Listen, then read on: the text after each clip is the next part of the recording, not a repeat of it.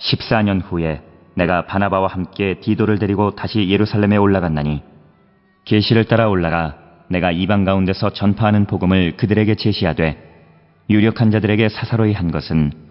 내가 다름질하는 것이나 다름질한 것이 헛되지 않게 하려 함이라. 그러나 나와 함께 있는 헬라인 디도까지도 억지로 할례를 받게 하지 아니하였으니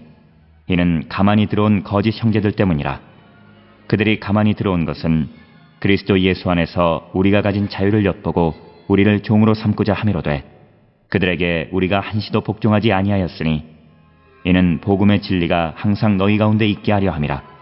우리가 함께 읽은 갈라디아서 2장 1절로부터 5절에 있는 말씀은 사도 바울이 갈라디아 교회 성도들에게 거짓 형제를 분별하라고 충고하는 말씀으로 기록이 되어져 있습니다. 특별히 오늘 주시는 이 본문의 내용은 예수 그리스도를 믿는 사람들도 율법을 지켜야만 그들이 이 온전한 믿음의 사람이다라고 주장하는 사람들이 등장을 해서 이제 바울이 이런 사람들, 즉 그래서 율법을 따라서 할례를 받으라고 요구하는 그런 사람들을 주의하라고 경고하는 그런 말씀이 되겠습니다.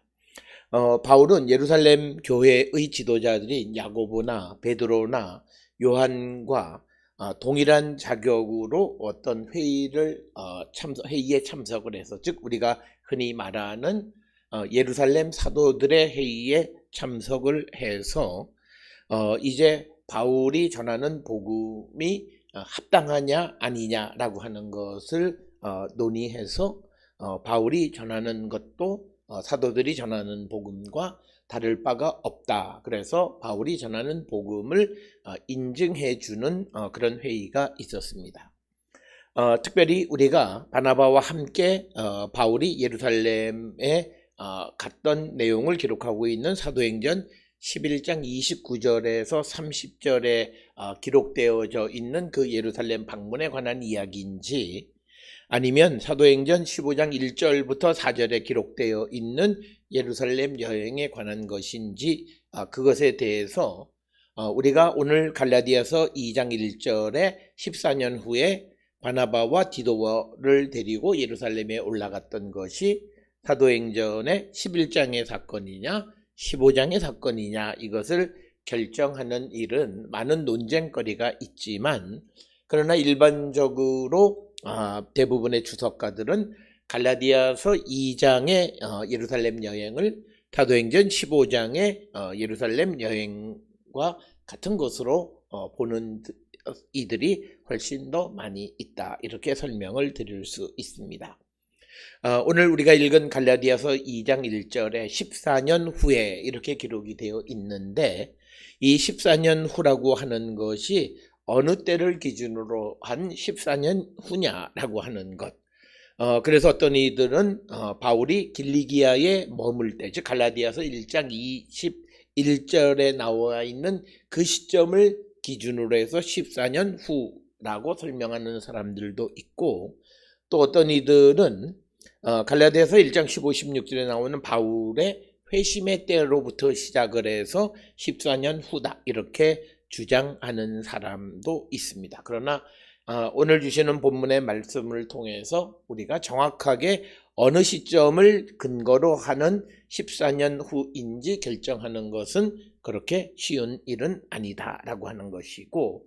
오늘 등장하는 바나바와 함께 디도를 데리고 다시 예루살렘에 올라갔나니, 이렇게 기록이 되어 있는데, 오늘 주시는 본문에 나타나는 바나바는 사도행전 4장 36절에서 시브리식의 이름이 바르네 부아, 즉 예언의 아들이라고 하는 뜻, 그것을 이제 그 바나바라고 하는 위로의 아들이라고 하는 것으로 번역해서 오늘 주시는 본문에 나타나는 바나바는 사도행전 4장 36절에 등장하는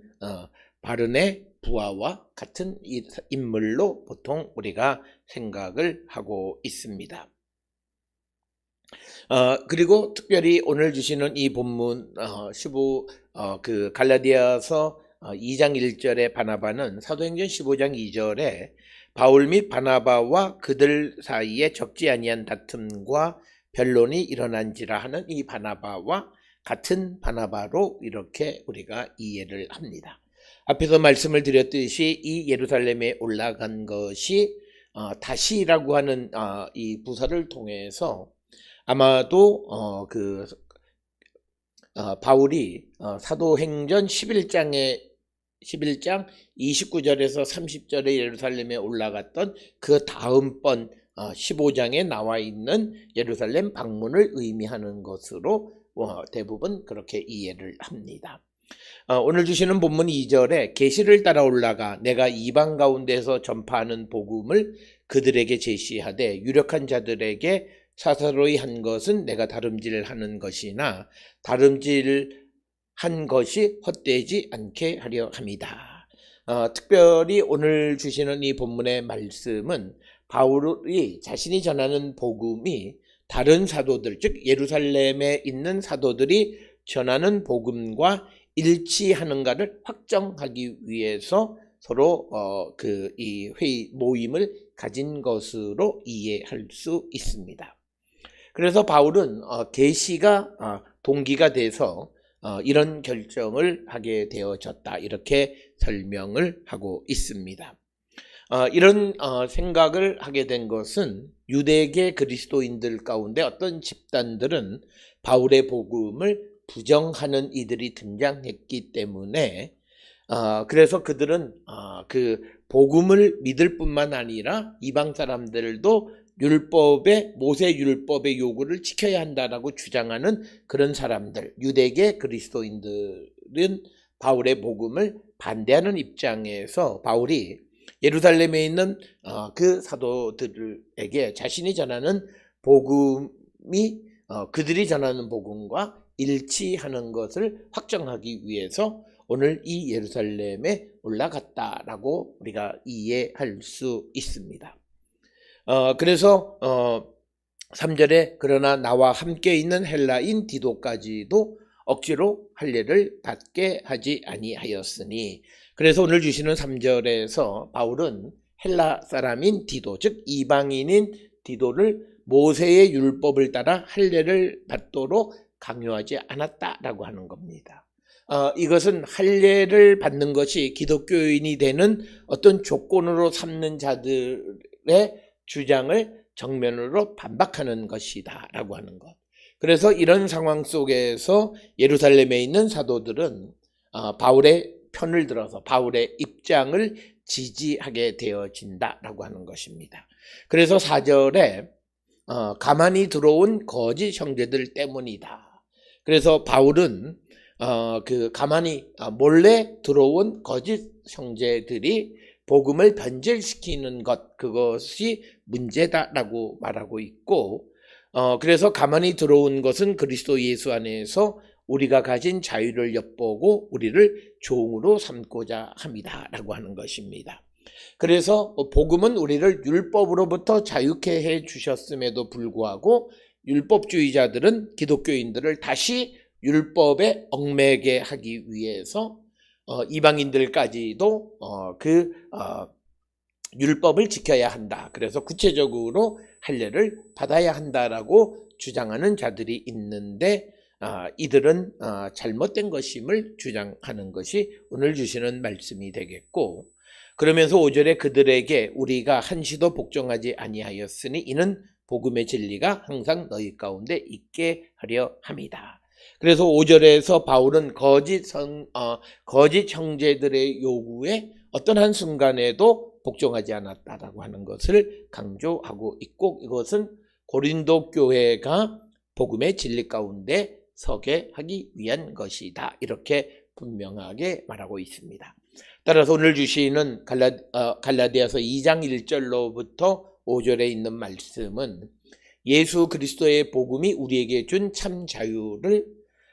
그 율법주의자들의 그 율법으로 다시 얽매려고 하는, 그래서 이방인들에게까지 율법의 요구를 지키라라고 강요하는 자들에 대해서 갈라디아 교회를 지키고 또 그들이 진리 안에서 자유를 누리게 하기 위해서 이제 예루살렘에 가서 사도들과 바울이 전하는 복음이 일치한다라고 하는 것을